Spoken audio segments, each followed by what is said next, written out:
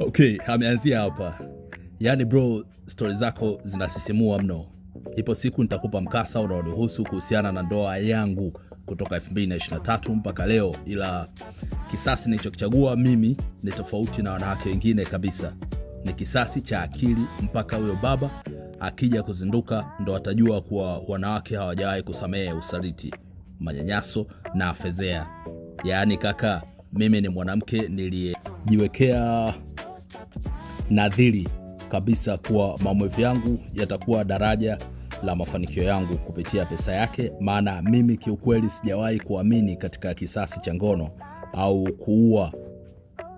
Nilijisemea sitamsaliti na mwanaume yeyote, ila pesa yake ndo itamsaliti.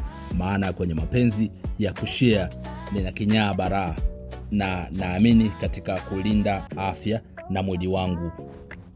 Utakumbuka kwamba mapenzi ya kushare anaongelea kuhusu kubadili wanawake. Uko mbele utaona pakiwa na pisi tu moja iko pale ana noma. Tatizo ni kubadili wanawake, na kilichomchefua zaidi ni manyanyaso, kumfedhesha na makablasha kama hayo. Matukio ni mengi sana. Mkaa tayari kwa kucheki part 2 yake inasemaje.